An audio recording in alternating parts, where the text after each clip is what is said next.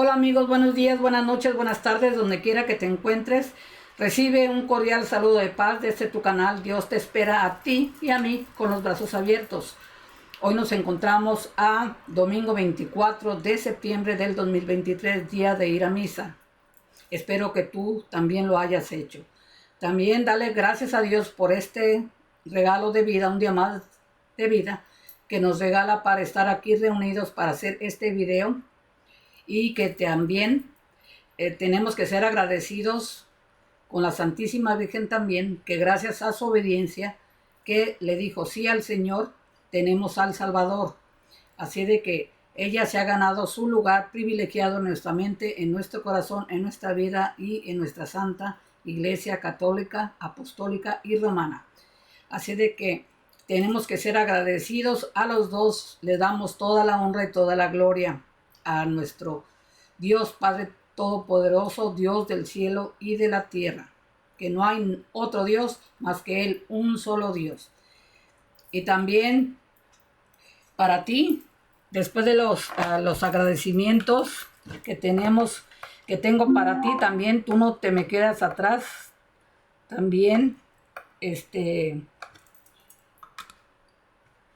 espero que lo recibas con mucho cariño y con mucho respeto, especialmente para ti. Es mi manera de agradecerte.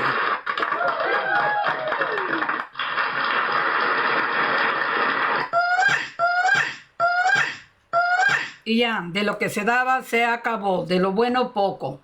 Así de que, sin más, vamos a comenzar con lo que te voy a compartir el día de hoy, que son preguntas de nuestro Señor desde la entrada en Jerusalén hasta la resurrección. Y las preguntas son, pregunta y respuesta es, primera pregunta ¿es verdad lo que se cuenta de Jesús en el Nuevo Testamento? El mensaje neotestamentario no es solo una idea, pertenece a su esencia. Precisamente el que se haya producido en la historia real de este mundo, la fe bíblica no relata historias como símbolos de verdades metahistóricas, sino que se funda en la historia que ha sucedido sobre la faz de esta tierra. Siguiente, si lo que se cuenta en el Nuevo Testamento es cierto, ¿por qué hay puntos en los que los historiadores discrepan? Dice, hemos de tener claramente en cuenta que una investigación histórica siempre puede llegar solo a un alto grado de probabilidad, no a una certeza definitiva y absoluta sobre todos los detalles.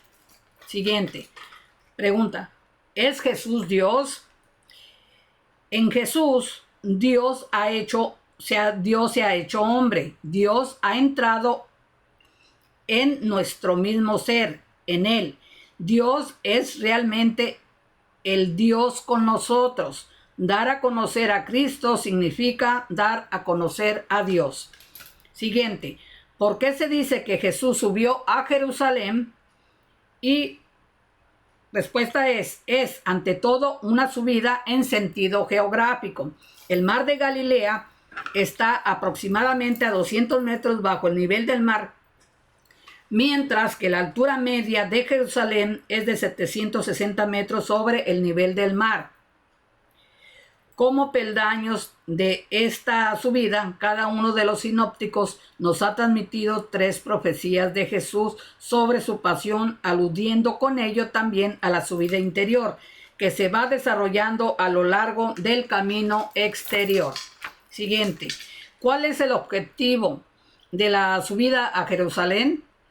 La última meta de esta subida de Jesús es la entrega de sí mismo en la cruz, una entrega que reemplaza a los sacrificios antiguos. Siguiente, ¿cómo entra Jesús en Jerusalén? Jesús entra en la ciudad montado en un burrito, prestado que inmediatamente después devolverá a su dueño o dueña. Esto puede parecer más bien irrelevante para el lector de hoy, pero para los judíos contemporáneos de Jesús está cargado de referencias misteriosas. Siguiente.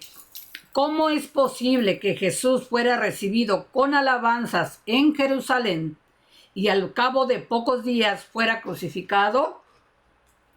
Entonces dice, la escena del homenaje mesiánico a Jesús tuvo lugar al entrar en la ciudad, y sus protagonistas no fueron los habitantes de Jerusalén, sino los que acompañaban a Jesús entrando con él en la ciudad santa.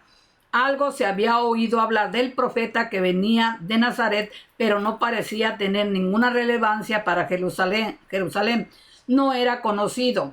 La multitud que homenajeaba a Jesús en la periferia de la ciudad no es la misma que pediría después su crucifixión. Siguiente. ¿Por qué reza Jesús por la unidad de sus discípulos? La oración de Jesús por la unidad apunta precisamente a eso, que a través de la unidad de los discípulos se haga visible a los hombres la verdad de su misión. La unidad ha de aparecer, ser reconocible y reconocible precisamente como algo que no existe en ninguna otra parte en el mundo, como algo inexplicable desde las fuerzas propias de la humanidad y que, por tanto, deja ver la acción de una fuerza diferente.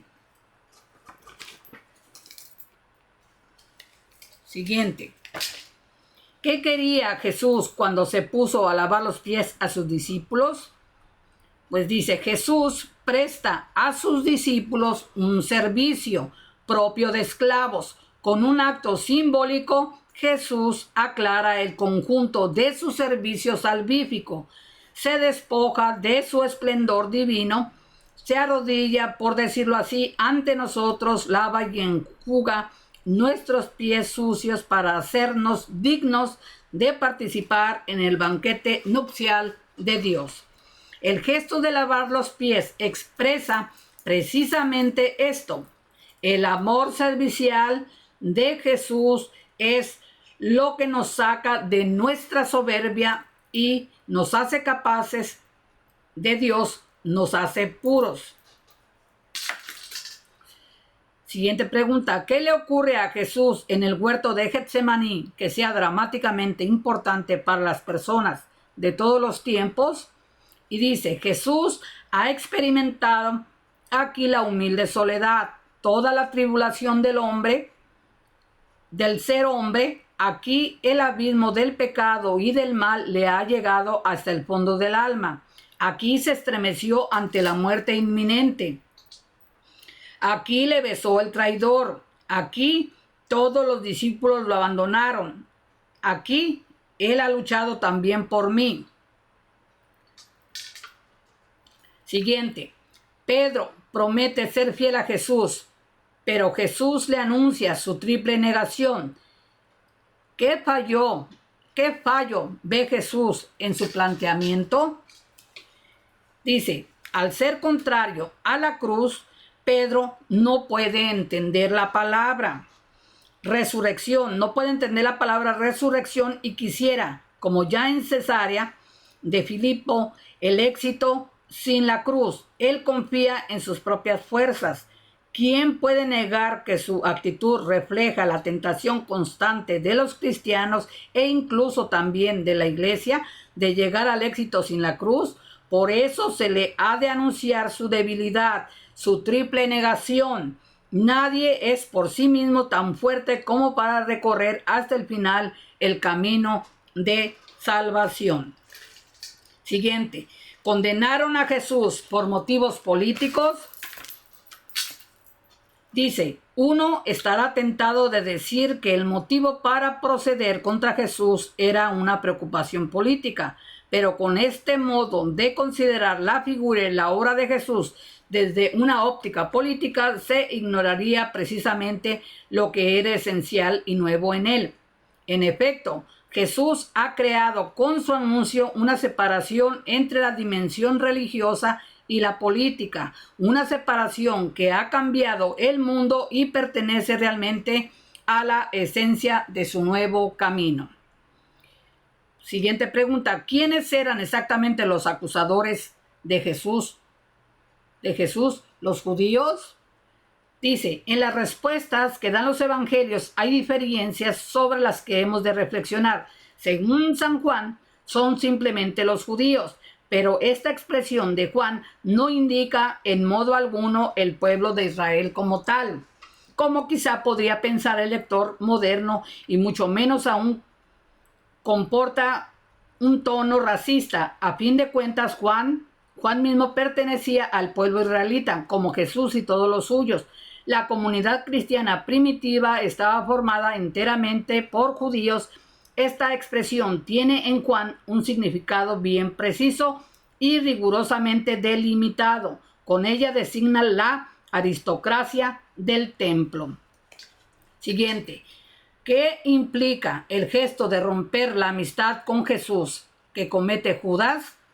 Dice, quien rompe la amistad con Jesús, quien se sacude de encima su yugo ligero, no alcanza la libertad, no se hace libre, sino que por el contrario, se convierte en esclavo de otros poderes, o más bien, el hecho de que traicione esta amistad proviene ya de la intervención de otro poder, al que ha abierto sus puertas. Siguiente pregunta. ¿Por qué el arrepentimiento de Judas acaba mal? Dice, su arrepentimiento se convierte en desesperación. Ya no ve más que a sí mismo y sus tinieblas. Ya no ve la luz de Jesús, esa luz que puede iluminar y superar incluso las tinieblas. De este modo, nos hace ver el modo equivocado del arrepentimiento, un arrepentimiento que ya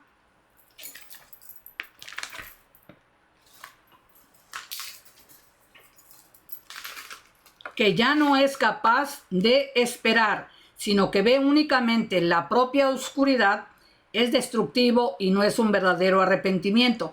La certeza de la esperanza forma parte del verdadero arrepentimiento, una certeza que nace de la fe en que la luz tiene mayor poder y se ha hecho carne en Jesús. Siguiente pregunta. ¿Qué representa el buen ladrón? Y dice, se ha convertido en la imagen de la esperanza, en la certeza consoladora de que la misericordia de Dios puede llegarnos también en el último instante.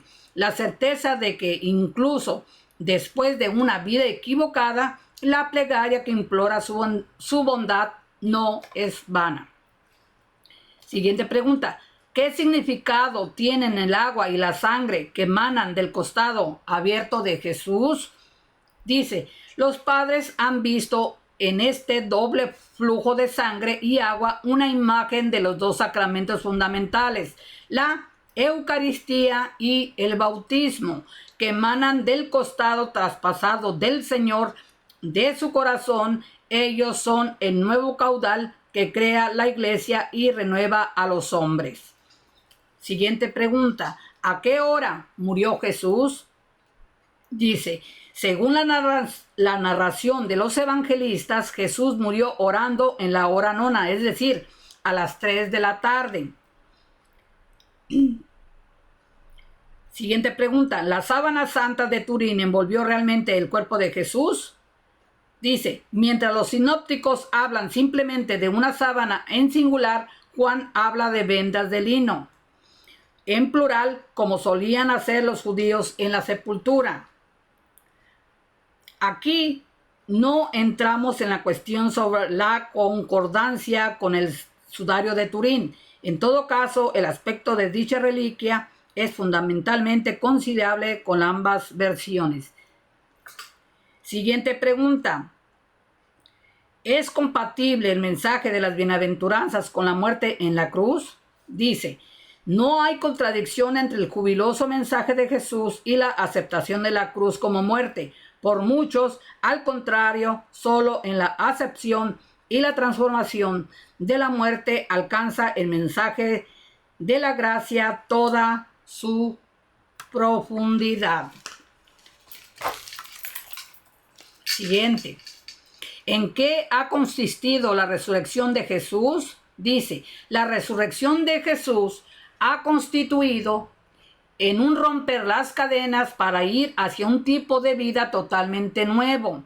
a una vida que ya no está sujeta a la ley del devenir y de la muerte, sino que está más allá de eso, una vida que ha inaugurado una nueva dimensión de ser hombre.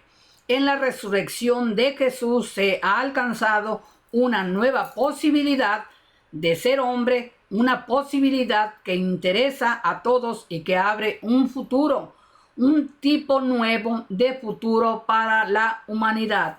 Siguiente pregunta. ¿Qué importancia tiene la resurrección de Jesús? Dice, la fe cristiana se mantiene o cae con la verdad del testimonio de Cristo, que Cristo ha resucitado de entre los muertos. Si se prescinde de esto, aún se puede tomar sin duda de la tradición cristiana ciertas ideas interesantes sobre Dios y el hombre, sobre su ser hombre y su deber ser. Una especie de concepción religiosa del mundo, pero la fe cristiana queda muerta. Solo si Jesús ha resucitado, ha sucedido algo verdaderamente nuevo que cambia el mundo y la situación del hombre. Entonces, Jesús, se convierte en el criterio del que podemos fiarnos, pues ahora Dios se ha manifestado verdaderamente. Siguiente. Para Jesús, ¿cuál es el único poder salvador? Dice, la pobreza de Dios y la palabra de Dios. Siguiente. ¿A qué se refiere Jesús cuando habla de su vida, de vida eterna? Dice, la expresión vida eterna no significa la vida que viene después de la muerte, como tal vez piensa de inmediato el lector moderno, en contraposición a la vida actual que es ciertamente pasajera y no una vida eterna. Vida eterna significa la vida misma, la vida verdadera, que es ciertamente pasajera y no una vida eterna. Vida eterna significa la vida misma, la vida verdadera, que puede ser vivida también en este tiempo y que después ya no puede ser rebatida por la muerte física. Esto es lo que realmente interesa, abrazar ya desde ahora la vida verdadera, que ya nada ni nadie ya puede destruir. ¿Cómo encuentra el hombre la vida eterna?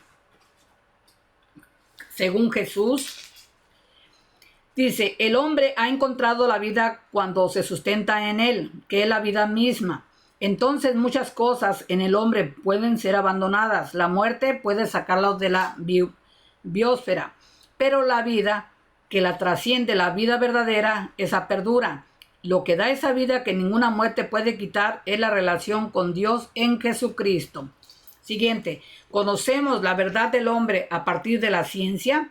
La verdad funcional sobre el hombre se ha hecho visible con el código genético humano, pero la verdad acerca de sí mismo, sobre quién es, de dónde viene, cuál es el objeto de su existencia, que es el bien o el mal, no se la puede leer desgraciadamente de esta manera. El aumento de la verdad funcional parece más bien ir acompañado por una progresiva ceguera para la verdad misma, para la cuestión sobre lo que realmente somos y lo que de verdad debemos ser.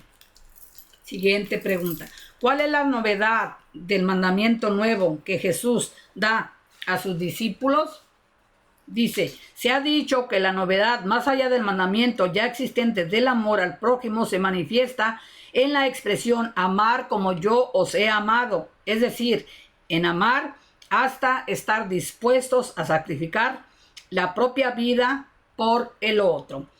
Si consistiera en esto la esencia y la totalidad del mandamiento nuevo, entonces habría que definir el cristianismo como una especie de esfuerzo moral extremo, no la verdadera novedad del mandamiento nuevo, y no puede consistir en la elevación de la exigencia moral. Lo esencial también es, en estas palabras, no es precisamente la llamada o una exigencia suprema, sino al nuevo fundamento del ser que se nos ha dado. La novedad solamente puede venir del don de la comunión con Cristo, del vivir en Él. Solo si nos dejamos lavar una y otra vez, si nos dejamos purificar por el Señor mismo, podemos aprender a hacer junto con Él lo que Él ha hecho, la inserción de lo nuestro yo en el suyo. Vivo yo, pero no soy yo, es Cristo que vive en mí. Es lo que verdaderamente cuenta. Siguiente pregunta, ¿por qué es creíble el mensaje que difunde la iglesia?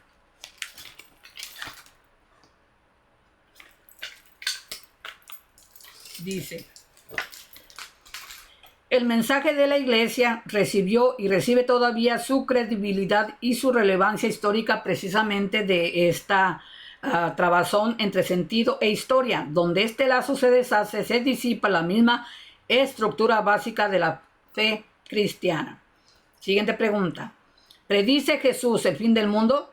Las palabras apocalípticas de Jesús nada tienen que ver con la adivinación. Quieren precisamente apartarnos de la curiosidad superficial por las cosas visibles y llevarnos a lo esencial, a la vida que tiene su fundamento en la palabra de Dios que Jesús nos ha dado, al encuentro con Él, y a palabra viva, a la responsabilidad ante el juez de vivos y muertos.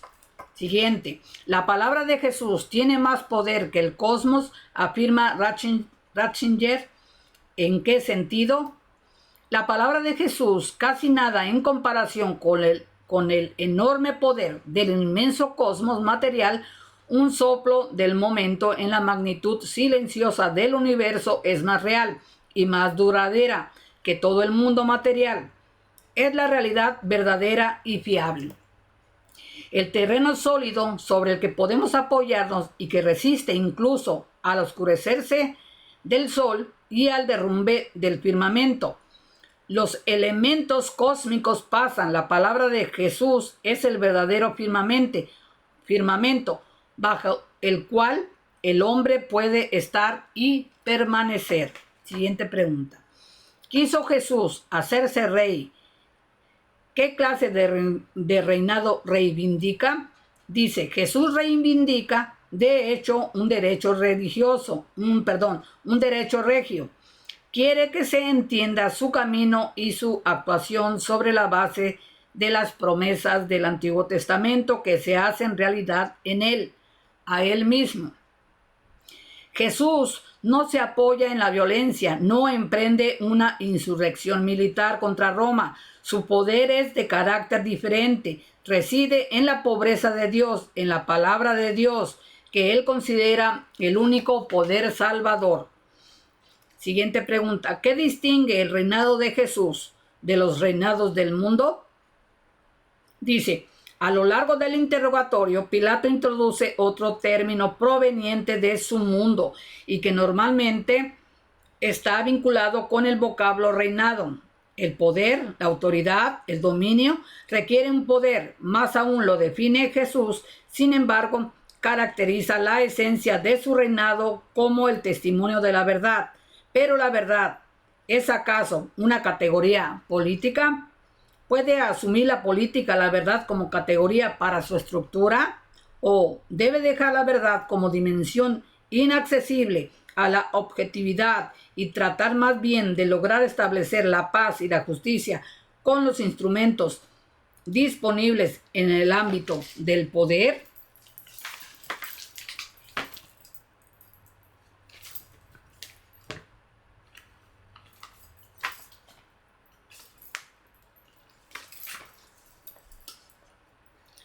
Y la política, en vista de la imposibilidad de poder contar con un consenso sobre la verdad y apoyándose en esto, ¿no se convierte acaso en un instrumento de ciertas tradiciones que en realidad son solo formas de conservación del poder? Pero por otro lado, ¿qué ocurre si la verdad no cuenta para nada? ¿Qué justicia será entonces posible? ¿No debe haber quizás criterios comunes que garanticen verdaderamente la justicia para todos, criterios fuera del alcance de las opiniones cambiantes y de las concentraciones de poder? ¿No es cierto que las grandes dictaduras han vivido a causa de la mentira ideológica y que solo la verdad ha podido llevar a la liberación? ¿Por qué Dios no se reveló a los poderosos del mundo y solo a un pequeño grupo de discípulos? Dice, es propio del ministerio de Dios actuar de manera discreta. Solo poco a poco va construyendo su historia en la gran historia de la humanidad. Se hace hombre, pero de tal modo que puede ser ignorado por sus contemporáneos, por las fuerzas de renombre en la historia. Padece y muere, y como resucitado, quiere llegar a la humanidad solamente mediante la fe de los suyos, a los que se manifiesta. No cesa de llamar con suavidad a las puertas de nuestro corazón y, si le abrimos, nos hace lentamente capaces de ver. Pero ¿no es este acaso el estilo divino?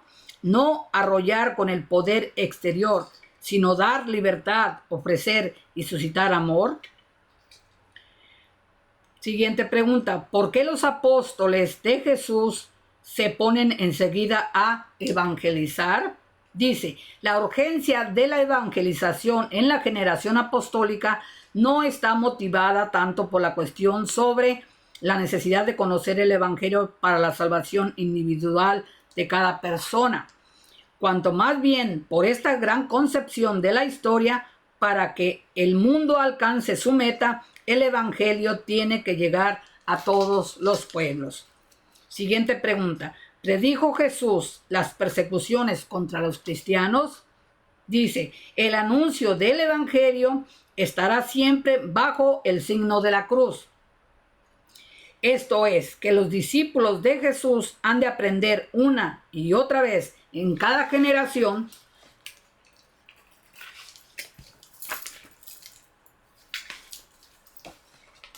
la cruz sigue siendo el signo del Hijo del Hombre. A fin de cuentas, la verdad y el amor no tiene otra arma en su lucha contra la mentira y la violencia, que es el testimonio del sufrimiento. Siguiente pregunta. ¿Qué se les pide a los cristianos como actitud de fondo? Dice, se les pide vigilancia. Esta vigilancia significa, de un lado, que el hombre no se encierre en el momento presente, abandonándose a las cosas tangibles, sino que levante la mirada más allá de lo momentáneo y sus urgencias. De lo que se trata es de tener la mirada puesta en Dios para recibir de Él el criterio y la capacidad de obrar de manera justa. Por otro lado, vigilancia significa sobre todo apertura al bien, a la verdad, a Dios, en medio de un mundo inexplicable y acosado por el poder del mal. Significa que el hombre busque con todas sus fuerzas y con gran sobriedad hacer lo que es justo, no viviendo según sus propios deseos, sino según la orientación de la fe. Siguiente pregunta. En el huerto, Jesús pide a sus discípulos que estén vigilantes. ¿Sirve esta petición para todos los cristianos de todos los tiempos o solo es aplicable para ese momento? ¿Qué peligros extraña esta somnolencia que Jesús pide combatir? Dice, aunque se refiere a aquella hora precisa, este llamamiento apunta anticipadamente a la historia futura del cristianismo. La somnolencia de los discípulos sigue siendo a lo largo de los siglos una ocasión favorable para el poder del mal. Esta somnolencia es un embotamiento del alma que no se deja inquietar por el poder del mal en el mundo, por toda la injusticia y el sufrimiento que devastan la tierra. Es una insensibilidad que prefiere ignorar todo eso. Se tranquiliza pensando que en el fondo no es tan grave, para poder permanecer así en la autocomplacencia de la propia existencia satisfecha. Pero esta falta de sensibilidad de las almas, esta falta de vigilancia, tanto por lo que se refiere a la cercanía de Dios como al poder amenazador del mal. Otorga un poder en el mundo al maligno. Siguiente pregunta. ¿Qué papel juegan las mujeres en la cruz y la resurrección? Dice, así como bajo la cruz se encontraban únicamente... Vuelvo a repetir la pregunta. ¿Qué papel juegan las mujeres en la cruz y la resurrección? Dice, así como bajo la cruz se encontraban únicamente mujeres, con la excepción de Juan, así también el primer encuentro con el resucitado estaba destinado a ellas.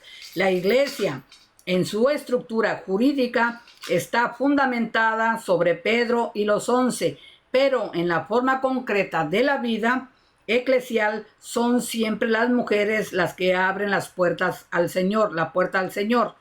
Lo acompañan hasta el pie de la cruz y así lo pueden encontrar también como resucitado. Siguiente. ¿Qué papel tenía el templo de Jerusalén para el cristianismo primitivo? Dice, el cristianismo naciente, mucho antes de la destrucción material del templo, estaba convencido de que su papel en la historia había llegado a su fin, como Jesús había afirmado con la palabra sobre la casa que quedará vacía y con el discurso sobre el nuevo templo. El cristianismo sabía desde el principio que el resucitado es el nuevo templo, el verdadero lugar de contacto entre Dios y el hombre. Siguiente pregunta. ¿Por qué los cristianos llaman a Jesús Cordero de Dios? Dice, Jesús murió a la hora en que se sacrificaban en el templo los corderos pascuales. Que los cristianos vieran después en esto algo más que una mera casualidad, que reconocieran a Jesús como el verdadero Cordero y que precisamente por eso consideraran que el rito de los corderos había llegado a su verdadero significado. Todo esto es simplemente normal. Siguiente pregunta. ¿Cuál es la actitud que Jesús espera en los discípulos con respecto a su última venida? Dice, la actitud de los discípulos no debe de ser ni la de hacer conjeturas sobre la historia, ni la de tener fija la mirada en el futuro desconocido. El cristianismo es presencia, don y tarea. Estar contentos por la cercanía interior de Dios y fundándose en eso, contribuir activamente a dar testimonio en favor de Jesucristo. Siguiente. Y ya va a ser la final. ¿De dónde sale la iglesia? Dice, podemos decir que en ella, en la petición por la unidad que hace Jesús, se cumple la institución de la iglesia, aunque no se use la palabra iglesia. En efecto, ¿qué es la iglesia? Sino la comunidad de los discípulos que, mediante la fe en Jesucristo como enviado del Padre, recibe su unidad y se ve implicada en la misión de Jesús de salvar el mundo, llevándolo al conocimiento de Dios. La iglesia nace de la oración de Jesús. Fíjense qué bonito esto, mucho para reflexionar todo lo que les he compartido, pero lo voy a volver a repetir la última para poner mucha atención. Dice, ¿de dónde sale la iglesia? Y dice, podemos decir que en ella, en la petición por la unidad que hace Jesús, se cumple la institución de la iglesia, aunque no se use la palabra iglesia. En efecto, ¿qué es la iglesia? Sino la comunidad de los discípulos que, mediante la fe en Jesucristo como enviado del Padre, recibe su unidad y se ve implicada en la misión de Jesús de salvar el mundo, llevándolo al conocimiento de Dios. La iglesia nace de la oración de Jesús. Con esto finalizamos. Todas las preguntas y las respuestas que debemos de saber, o no de saber, de perdida, tener conocimiento de qué se trata todo lo que es, ¿cómo se dice? Desde el principio al fin, todo lo de la pasión, todo lo que se nos está diciendo aquí. Desde que se inició la entrada a Jerusalén hasta la resurrección. Y si vamos poniendo mucha atención a todo lo que se nos dice ¿qué es? Tener fe, creer en Él. Estar, no hay futuro. Nadie sabe cuándo va a ser el último día. Solamente Él lo sabe. Que no tenemos que preocuparnos absolutamente de nada. Solamente creer en Él. Creer en Él, que Él es quien es. ¿Por qué murió? ¿A qué se enfrentó? ¿Cuáles son precisamente los quienes estuvieron ahí al lado de nuestro Señor? Y que muchas veces nosotros en este mundo machista que las mujeres según estamos relegadas a un segundo plano, pero en el caso de nuestro Señor no, ahí está, y por eso tiene uno que poner mucha atención. Las mujeres siempre han ocupado su lugar privilegiado en las cosas de Dios. Las mujeres ahí estaban en la cruz, al pie de la cruz. Por eso, ¿quién estaba en la cruz cuando Él estaba ahí? Las mujeres. ¿Y a quién se le presentó en la resurrección? A María Magdalena. O sea, pero cada quien tiene su lugar. Las mujeres tenemos un trabajo en la iglesia,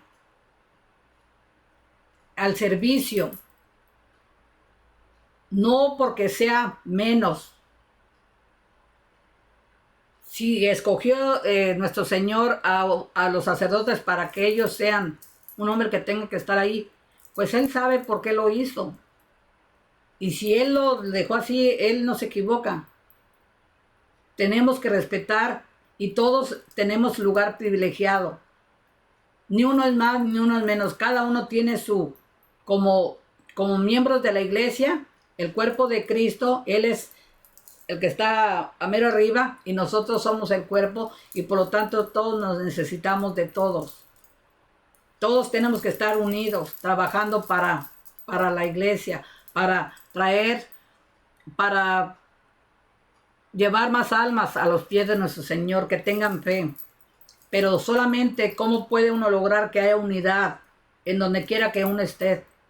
En donde quiera que uno esté. ¿De qué manera es cuando hay unidad? Que todo esté en paz, que haya tranquilidad, que haya convivencia, que la gente se mire con gusto. Es cuando todos estamos aportando, trabajando sin envidia, sin egoísmo. El dar todo tú. Tu 100% lo des tú. Cada uno de nosotros, estemos donde estemos dando nuestro 100%. Y nunca va a haber problemas así. Pero los problemas, por eso dice el Señor, las señales de saber que estoy yo ahí, es que esté la unidad, esté la paz, esté la tranquilidad, la armonía. Que todos se ayuden, se amen los unos a los otros. Es estar al servicio del otro. ¿Qué necesitas tú? ¿Qué necesito yo? En esto te puedo ayudar, en esto tú me puedes ayudar. La convivencia, estar sirviendo todos a todos. No nada más pedir y pedir o dar. No, todos a trabajar en unidad. Para que basado a nuestro ejemplo, que se vea el amor, se vea la sinceridad, se vea el apoyo, las demás se animen hablando. Mira, Dios, yo creo en Dios y estoy llevando sus enseñanzas y estoy tratando de vivir lo que Él me dice para que los que me miren, pero que no se dice así para que me miren, sino que tú no tienes que decir nada, automáticamente tu actitud, tu comportamiento, todo tu ser lo va a decir. Entonces vas a animar a otros. ¿Cómo le haces tú para tener esa fe? Para que estés con esa alegría, con ese positivismo. Es mediante la fe, porque sabemos que no estamos solos, que tenemos un solo Dios Padre Todopoderoso, que Él murió por mí en la cruz para que yo viviera bien. La deuda que me correspondía a mí pagar, Él la pagó por amor, se sacrificó. Ahora, la eliminación de los corderos, que en ese tiempo se tenían que matar animalitos, tan grande el amor de nuestro Señor que dijo, mejor de que se sacrificó mejor Él en vez de los corderitos. Para que como humanos, simbólicamente se dé uno cuenta que uno cuando amas a alguien, te entregas el 100% para que el otro esté bien. Pero en el mundo que estamos viviendo de la humanidad es que el otro se sacrifique por mí en amor, pero yo no me tengo que sacrificar. Al contrario, me siento muy, que otra persona me ame y se sacrifique por mí. Me siento importante porque hay alguien que me ama, pero yo no soy capaz. Él que me ame, pero yo no. Él que se sacrifique, pero yo no. Entonces, eso, ¿cómo va a funcionar? No, entonces por eso el Señor quitó esta eliminación de los corderitos para Él darse en sacrificio, por amor. Fíjense cuánto amor. Para que nadie, ni nosotros, la deuda que nos correspondía a nosotros, por desobedientes, pagarla. Él decidió sacrificarse y también para los animalitos, los corderos, que ya no perdieran la vida. Para que se acabara esa abolición de ya no más sacrificios de los corderos. Entonces, es todo lo que se nos está diciendo es a base de enseñanza que Él lo puso en práctica primero. Él todo lo hizo, todo lo que dice aquí, no nomás nos lo está diciendo. Él lo hizo primero. Y nos está aclarando el por qué, el para qué. Pero por eso es tan importante que estas enseñanzas, compartir, uno vaya poniendo mucha atención. No nada más que se enfade uno y que le entre por un oído y le salga por el otro. Es escuchar, analizar, ir entendiendo lo que es el amor de Dios. Lo que Él nos dice que uno haga por nuestro propio bien. Porque si Él lo hizo primero, nosotros, si decimos que creemos en Él y decidimos seguirlo, tenemos que hacer todo lo que Él hizo. Tener el mismo comportamiento, el mismo vocabulario, la misma actitud, la misma mansedumbre. Cuando se necesita hacer ¿cómo se dice? Que uno sea humilde. Pero también cuando uno tiene que levantar la voz ante las injusticias y mirar que no se están haciendo las cosas bien, uno tiene que hablar en voz alta. No a manera de ser groseros, pero decir, poner límites. Eso que estás haciendo no está bien. Lo dice la palabra de Dios. Entonces, son preguntas y respuestas para que uno sepa el por qué. Porque tenemos tantas preguntas y no sabemos las respuestas. Pero aquí se nos aclara. Entonces, aquí está la aclaración desde la entrada de Jerusalén, por eso la Pascua y hasta la Pasión. Para que sepamos qué pasó. Qué pasó, qué se nos dice y qué es lo que tenemos que hacer. E ir poniendo más atención, e ir leyendo la palabra, e ir comprendiendo más cosas, el por qué. Como cuando uno normalmente en la Pascua se escucha que las palmas y que el burrito, o que el borrico, como se le diga, pero ¿qué significado tenía? ¿Por qué? Todo tiene un porqué. No nada más es para que me miren y ya, como de hoy en día se hacen, no lo de los carnavales. Que la gente va y se presenta para que te miren la gran cosa. No, Él no. Él no era para sentirse grande, era porque se estaba preparando a lo que iba a pasar. Y lo hizo por amor, por obediencia a su padre.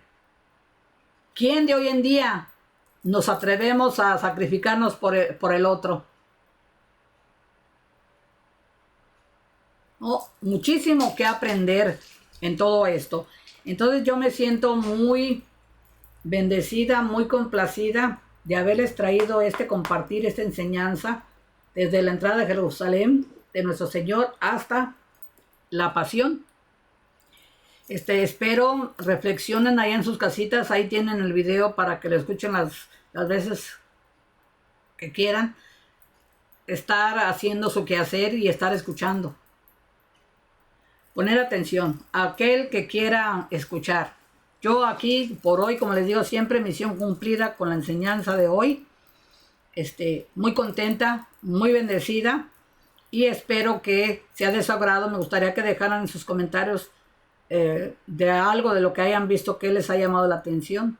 Si aunque sea algo que se hayan aprendido, pues eso ya es ganancia. Vamos por buen camino. Se los agradecería, pero ustedes tienen la última palabra. Yo nada más aquí estoy para traer el contenido, la enseñanza. Ustedes deciden qué es lo que quieren hacer. Pero por hoy, dominguito, misión cumplida. Y los espero en el próximo video para ver qué es lo que el Señor quiere que les comparta. Y seguir aprendiendo en la escuelita del Señor. Y que Dios me los bendiga, que Dios me los acompañe, que cada día vayan teniendo más hambre de saber de las cosas de Dios. Y cuando menos se acuerden, van a ver cómo su mente, su vida, todo va a cambiar. Créanle al Señor, créanle a Dios. Acérquense a Él, díganle, sí, Señor, quiero empezar a saber de ti. Así de que, pues que Dios me los bendiga, que Dios me los acompañe. Me despido desde esta bellísima comunidad de Lemoore aquí en California. Mi nombre es María López y te espero en el próximo video. Que Dios te acompañe. Adiós.